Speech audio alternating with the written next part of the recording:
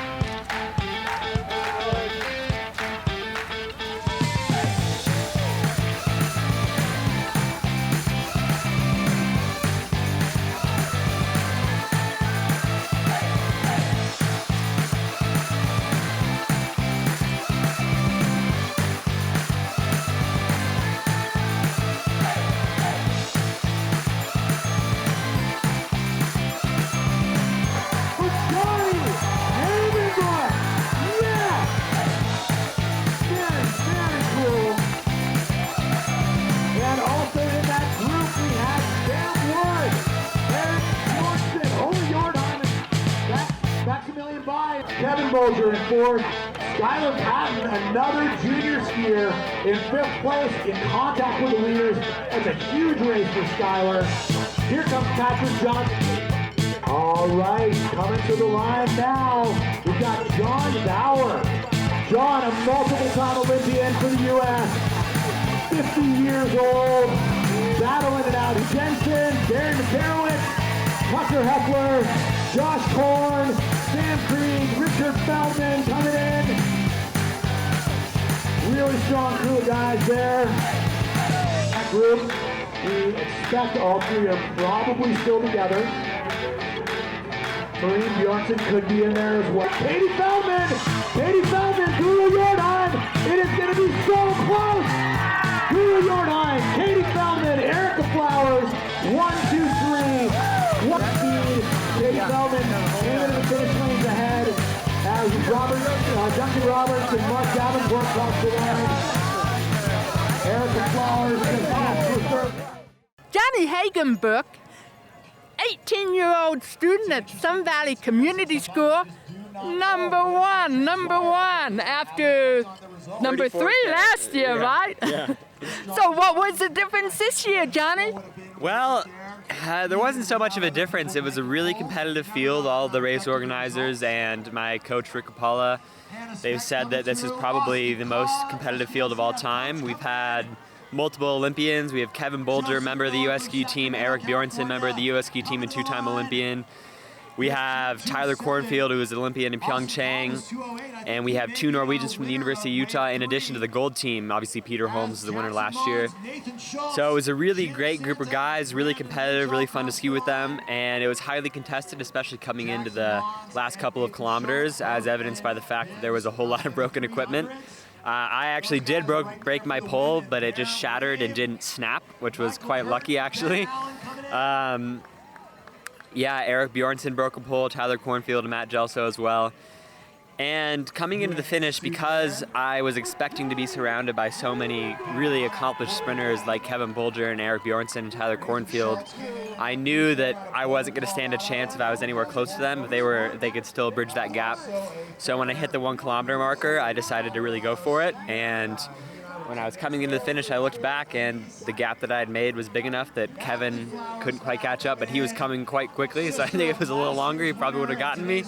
But yeah, I'm really lucky to have done it today, and I'm really glad. It's a beautiful day, and it was a lot of fun. Anything looking back over the past few months that you did that led to this moment? Well, nothing in particular. I train year-round with the Sun Valley Ski Education Foundation, and last year I was named to the U.S. ski team, and so I've been to 3 training camps in the past 8 months with the U.S. ski team, and then I've just been training here in Sun Valley under the tutelage of Rick Kapala.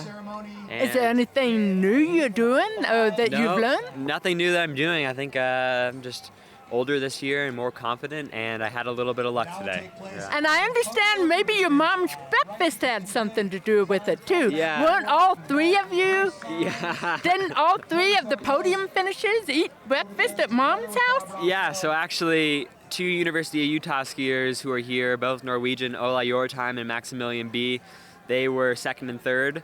And Kevin Boulder, as I had mentioned before, he was 4th. But Kevin, actually, when he's here training in Sun Valley, he lives with us. So Ola and Max, while they've been here, have been staying with us. So we definitely kept it all within the house, which is good. Now, last year, you became among the first Americans to win a gold medal at the Junior Olympics on a relay race.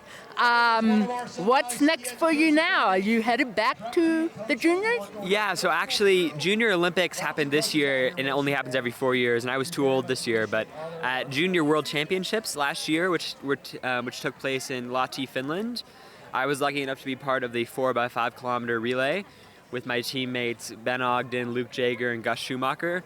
And Gus skied a really strong leg, and we were able to be the first team, or the first American team ever to win gold in that relay.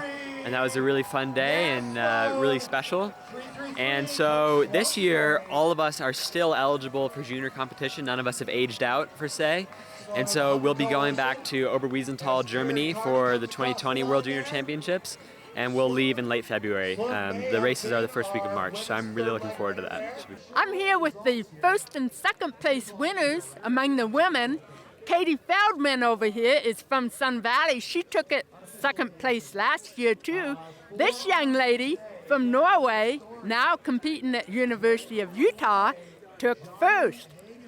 I'll let you say your name because I can't. My name is Guro. It's super hard. No American can pronounce it, so everyone calls me G.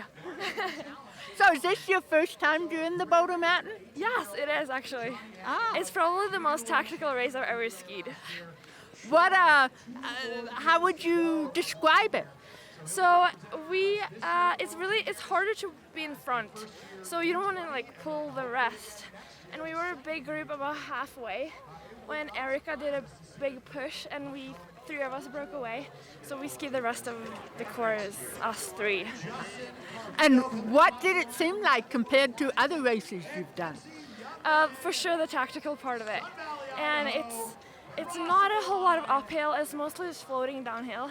So you just have to stick with the group you are at and try not to spend too much energy and have energy for the finish line.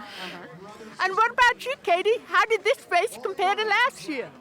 It was fun to be able to do this a 2nd time because I knew that I needed to ski it a little more controlled at the beginning, and like Gurl was saying, it's so tactical, so just trying to work together and not work too hard too early on. And yeah. Now, for those who might not understand what tactical means, can you give an example? So coming across the Frostbite Flats area, we were with a group of the men, and we were trying to get some of them to lead for a little bit so that we weren't just pulling everyone along, because it's easier to draft off of other people.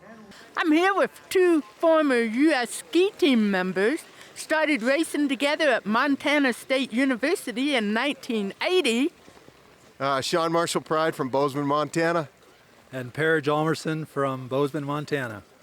And you two have been in the Boulder Mountain Tour for at least 10 years, right? We've been off and on through the good years and some bad years, and we just get a little older and a little further back, but boy, you can't beat the camaraderie and this beautiful course and a beautiful day. So, what is it you like best about this? It's always fun to get out of Bozeman for a weekend, and the weather's always great down here this time of year. It's kind of a little taste of spring almost, so it's a pretty enjoyable day. Okay. And it's hard to find a course with 1,000 vertical drop. It makes us old guys kind of be able to hang in there a little longer with the young ones. Oh, that's great. Do you guys have a favorite stretch of the course? Well, we'll say the last 500 meters into the finish is always very fun. Yeah, they say skiing isn't a contact sport, but that last 500 meters, it's roller derby, man. And I had the honor a few times of skiing down through that finish with Mr. Ingen, John Ingen, who Per and I skied with at Montana State. So we'll be thinking of him today, and we usually saw him in front of us in this race. So This is Betsy Youngman, a two-time Olympian. She has wonderful memories of this course. How many times have you done this, Betsy? I've raced in the Boulder maybe 6, 7 times, not that many times, but I've raced in this field a few times when I was here as a U.S. ski team member back in the 80s. And I love this field. I love seeing the action and just being here with everybody, enjoying Nordic skiing. Put this in perspective. How does this rank among cross-country races in the United States? This is one of the more competitive, one of the faster races in the United States because of the nature of the course. It attracts a lot of people who like to go downhill and like to pack race, so it's a little different than some other courses like the Birkie, which have more climbing, or the Craftsbury Marathon, which is more rolling. But as marathons go, this is a really popular one because it's so scenic and because it's a fast one. And we're going to have a perfect day today. And what's the strategy going into a race like this?